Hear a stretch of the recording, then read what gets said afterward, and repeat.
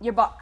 It's a satire, a lampooning of Hollywood, right? Yes. And although it's humorous, would you say that it touches on some more serious and broader issues as well? It does, depends on how you want to interpret it. You could read, Make Love to Bruce Campbell and go, yeah, haha, silly graphics, funny, silly little book. But, there's some things that piss me off and you can turn that into humor. What to you are some of the more important issues that you bring to light in your book? Well, like how phony Hollywood is. It's really a kind of a depressing place. Right. And the town of Hollywood itself has to be hosed out every spring, and they chase all the prostitutes and drug dealers out so because the tourists are coming. So the actual physical place of Hollywood is kind of a shithole. Right. Pardon me, internet.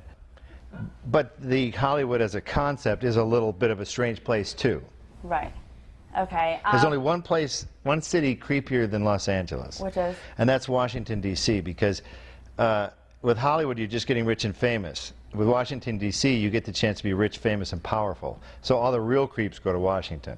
Right. So, but anyway. But I digress. What's the most negative consequence that, in your opinion, from the pace of life that we're living? Boy, you're getting esoteric, aren't you? Well, I read up on you, and I thought I'd pick your brain about it. I think the good news is the internet empowers the average Joe. The bad news is the internet that's where a lot of creeps can hook up with innocent people. I think the pace of life is still determined by the average person. I moved away from Los Angeles in '98. I live in the woods. I have no neighbors. I don't. When I go home, I don't hear anything. I see little birdies and things like that. So I have to shut myself down because otherwise I get sensory overload. So if I go on a book tour and go to 40 cities like I did last year, when you go home, your head is spinning. You think you're at a normal speed while that's happening, but it's only when you stop is when you realize how fast you were really going. Right. It takes 4 days to get the sound to stop ringing, in your ears. I think everything has a backlash. There are slow food movements. There are people who are retiring early now. There are people who will move their whole family to a better place just to have a better quality of life. So there's always a backlash too. Anytime civilization speeds up, it also wants to slow down at the same time.